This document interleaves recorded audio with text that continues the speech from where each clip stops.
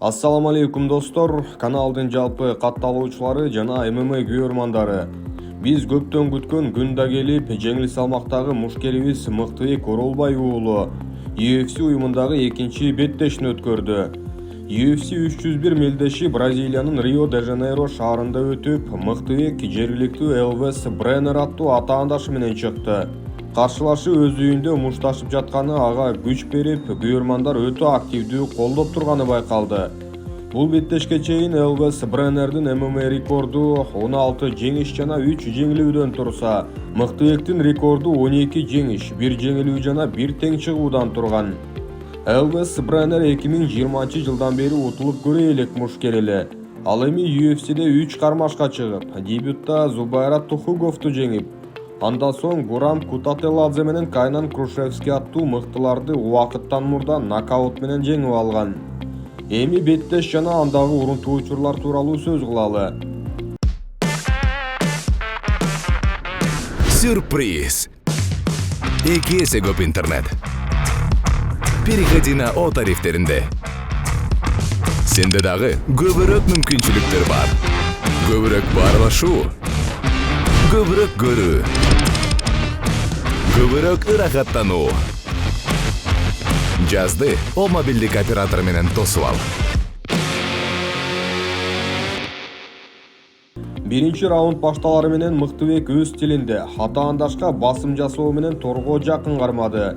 1-2 жолу кол соккулар менен алмашкандан кийин дароо жерге жыгууга аракетин жасап, максатына оңой жетти. Атаандаш башында жакшы коргонуп жатканы менен бир аз абалды жакшыртып алган соң Мыктыбек жакшы соккуларын жасап алды. Бул кыймылдары көпкө чейин созулбай, Бреннер чырмалуу олтуруп кайра Мыктыбекти оодарып алууга жетишти. Каптал көзөмөл алып, андан ары биздин мушкерди муунтууга аракет жасаганы менен Оролбай уулу туруп кетип көзөмөл кылып, сол капталкы катуу соккусу таамай тийди. Мыктыбектин бул стили чынында Бреннер үчүн оор жана энергияны көп коротуучу экени байкала баштады. Андан соң кайрадан тейкдаунду ийгиликтүү ишке ашыруу менен чыканактарында кошуп жакшы иштеп алды. Биринчи раундда Мыктыбектин башты көздөй багыттаган 28 соккусунун 15и таамайынан чыгып, алгачкы раундду жеңиш менен жыйынтыктады. Ал эми экинчи раундга Бреннер бир аз чарчаңкы чыгарып билинди. Анткени партерде биздин мушкер ага оор жумушту берип койгон эле. Дароо фронт кик менен каршылашты, жерге жыкты. Дал ушул эпизоддон кийин Мыктыбек ортодогу аралыкты кыскартып келип, оң колунун кросс соккусу менен таамай урганда, Бреннердин буттары ойноп кеткени анык болду.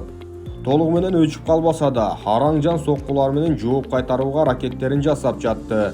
Ал эми Мыктыбек балким ушул жерден беттешти жыйынтыктай аларын сезип иштегени менен, андан кийинки соккулары таамай болбой бутка да кирип кетти.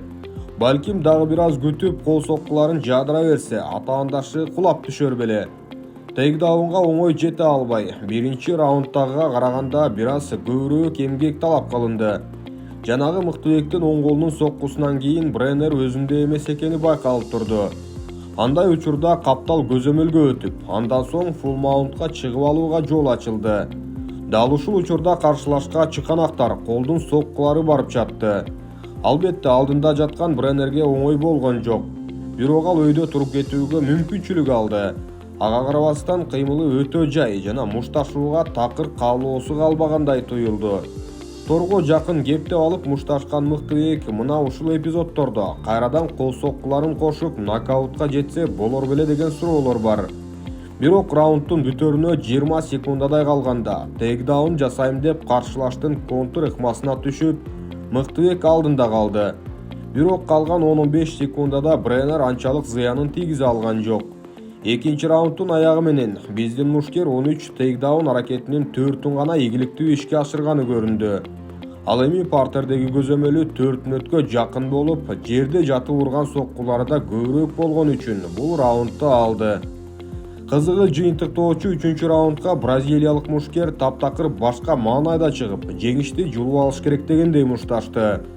Тескерисинче Мыктыбекти жерге жыгып алып, ыкмаларын жасагысы келгени менен Оролбай уулу көпкө чейин тырышып олтуруп, бул абалдан бошонуп чыгып кетти.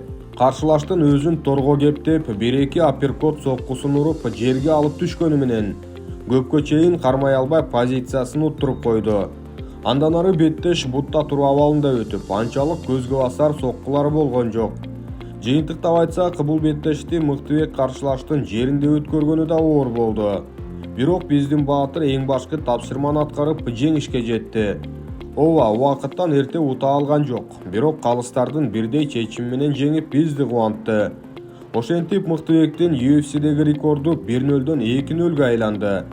Анын үстүнө бул уюмда жеңиле элек мушкерди утканы, Чарльз Оливейранын досун жеңгени ага океан артында атактуулукту алып келе турганы анык. Мушкерибиздин кийинки беттешин жеңил салмакта ким менен көргүңүз келет жана UFC'ге кире турган кийинки кыргыз мушкери ким болот? Ушул суроолорго жооп жазып, ойлоруңуздар менен бөлүшүп коюңуздар.